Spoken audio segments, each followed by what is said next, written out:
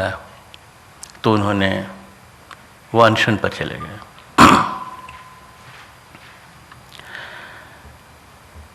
सांप्रदायिकता का जो जहर है उसकी बुराई ये नहीं है कि उससे जान चली जाती है। सांप्रदायिकता के कारण बहुत सारे लोग मारे जाते हैं, संपत्ति नष्ट होती है। ये तो बहुत छोटी सी बात है। बहुत बड़ी बात यह है कि सांप्रदायिकता हम साधारण लोगों को आदमी से दानव में बदल देती है। It hits the very core of human being.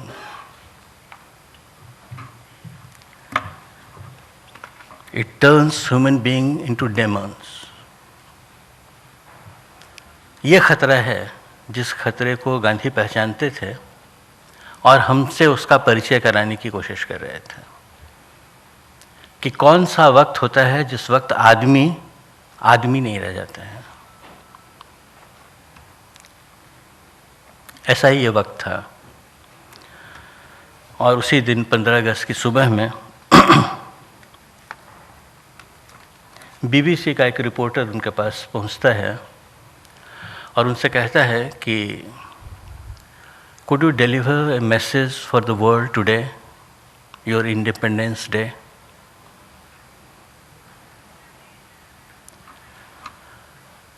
Gandhi, in his usual calm and composed voice, told him that I don't have any special message for today. आज के लिए मेरे पास कोई खास संदेश नहीं है। ये वो दिन है जिससे पहले कुछ पहले वो ये कह चुके हैं दुनिया से कि my life is my message. किसी ने पूछा मैसेज देना है तो उन्होंने कहा कि मेरी ज़िंदगी ही मेरा संदेश है। मैं जिस तरह से जिया हूँ, अगर इसको देखकर कोई मैसेज मिलता हो तो वही मेरा मैसेज है, नहीं मिलता हो तो कोई बात नहीं। लेकिन आज वो कहते हैं कि no, I don't have any special message for today. Then he told two things to that correspondent of BBC. One is, kindly let the world know that Gandhi does not know English. वो कहते हैं कि आज दुनिया को ये तुम बता दो कि गांधी को अंग्रेजी नहीं आती है। गांधी को कैसी अंग्रेजी आती थी हम लोग जानते हैं। We know the mastery of Gandhi on this language, the biblical English he writes and he speaks. लेकिन आज वो कहते हैं कि आज दुनिया को बता दो कि गांधी को अंग्रेजी नहीं आती है। वो कहना शायद ये चाह रहे हैं कि एक आज़ाद हिंदुस्तान के साथ अगर तुमको बात करनी हो तो तुमको हिंदी या भारत की भाषा सीखनी पड़ेगी। Don't take this country for granted. जब हम लोग कहीं बाहर जाते हैं तो कितनी सारी मेहनत करते हैं इस बात पर कि वहाँ की भाषा, वहाँ की दूसरी चीज़ें जान लें।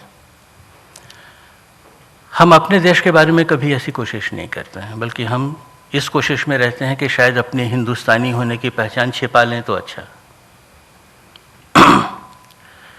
उस आज़ादी के दिन भारत को ये याद कराने की कोशिश गांधी करते हैं कि एक भारतीय होने का मतलब क्या होता है। और दूसरी बात वो ये कहते हैं कि मैं ऐसी आज़ादी के लिए लड़ा नहीं था। I have not fought for this kind of freedom. What kind of freedom?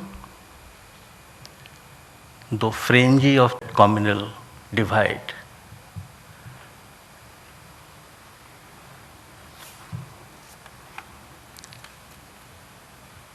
ये दोनों बातें मैं इसलिए कह रहा हूँ कि मैं मानता हूँ कि गांधी की जिन जिन बातों की बातचीत हम लोग बहुत ज़्यादा करते हैं, जिन जिन बातों के लिए गांधी को हम जानते हैं,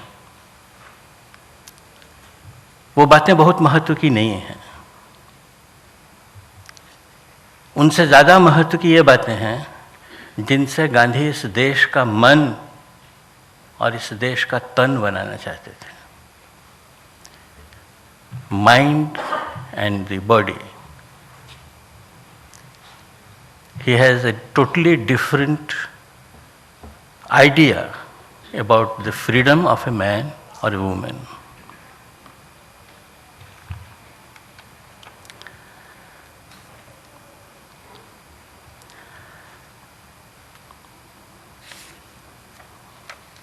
The subject of today, the Gandhi-Mandela legacy, way forward. Every time when you want to look ahead of something, it is very difficult, because without knowing the thing really, you can't look beyond anything. So what is Gandhi and what is Mandela? I have a privilege to know Mandela personally to some extent. I met once when he came here, and I was planning to have a very massive program in Bombay on the 125th anniversary of Gandhiji. And he was readily agreed with me to come to India, especially for the program which I was thinking to organize. But somehow that has failed. But in this way, I have a little connection with Mandela. I know him, I hear him, his gentle ways, his very unassuming kind of personality, very near to Gandhi. But I must say that these two people are entirely different in their personalities. Different upbringing, different outlook, different methods also. When Mandela was arrested, he was a young man, a very violent kind of man.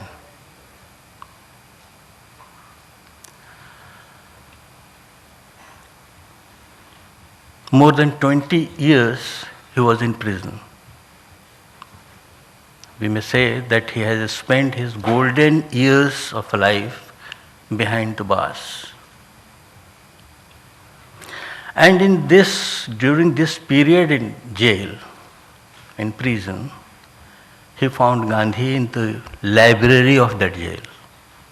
He got a book, Gandhi's autobiography, in the library of that jail. And out of curiosity, he took out the book and go through it.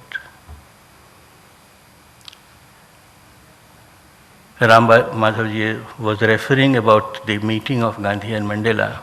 As far as you know the history of this, they never met. They never saw each other. So Mandela saw Gandhi or met Gandhi only through that book of his autobiography. And after going through that book, his curiosity arose and he searched other books also. And he found this method of non-violence more practical, more fruitful,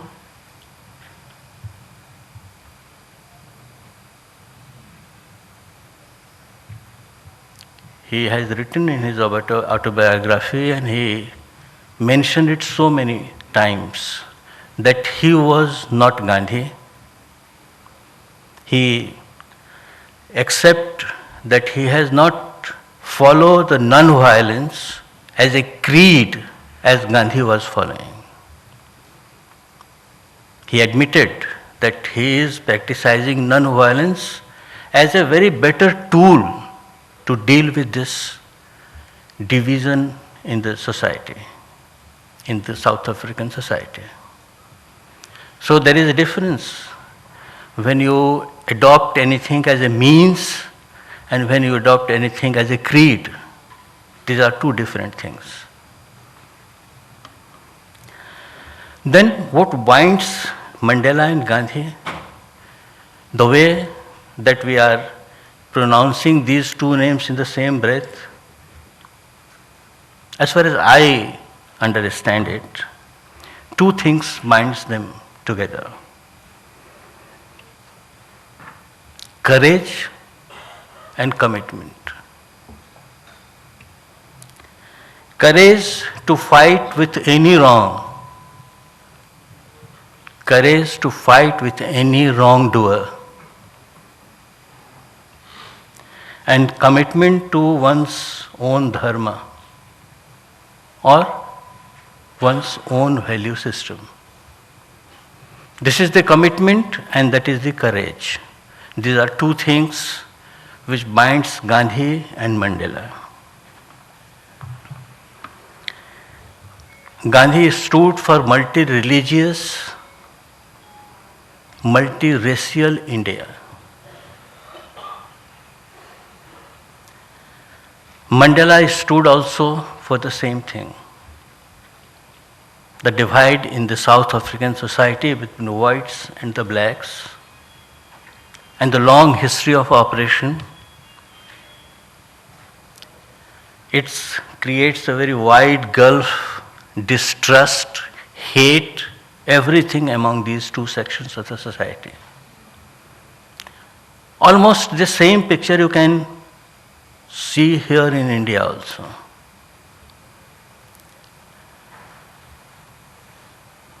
So they both have fought for this.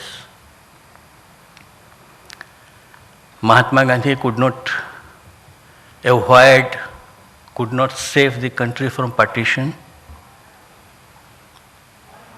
Mandela has done that. He has not allowed the South African society to divide among two countries, which was very natural at that time, to divide the country in white and black. But this is how history teaches. When you read history, it is a different thing. When you want to learn from history, it is a different thing. Mandela learns from this experience of Indian society, of the experiment of Gandhi, and avoid bifurcation in his own country. When he took de Klerk with himself, and they both took oath as a president and vice president the same day, that binds this division of the South African society.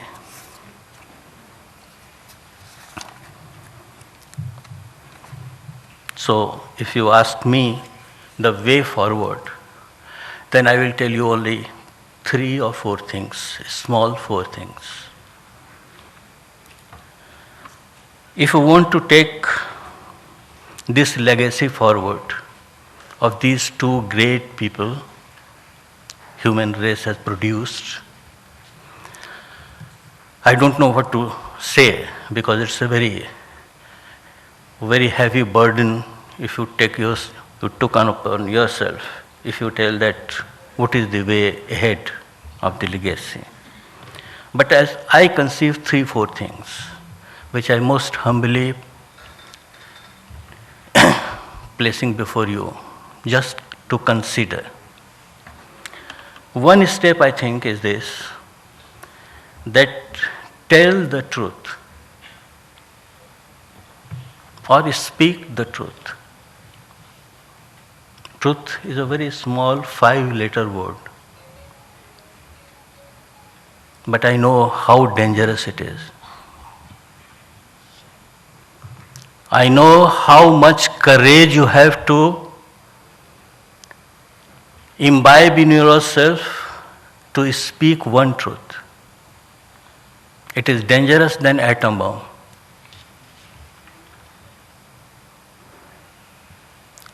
So, though I am telling you that to speak the truth, I know the dangers. So we all have to think among ourselves, do we have the courage to speak the truth? If not, if you don't find that thing in yourself that much courage to speak the truth, I can suggest you a second alternative also. Come forward and be with a truthful man.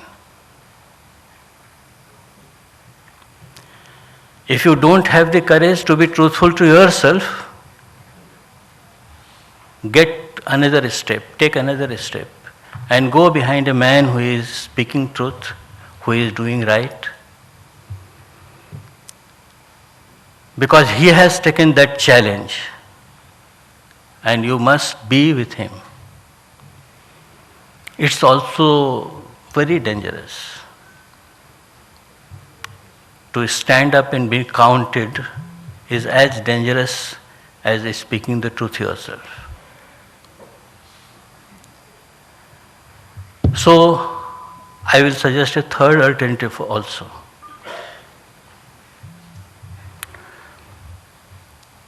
What is that? Support the truthful man wherever you are. Tell that yes, he is right. Tell that yes, this thing is right,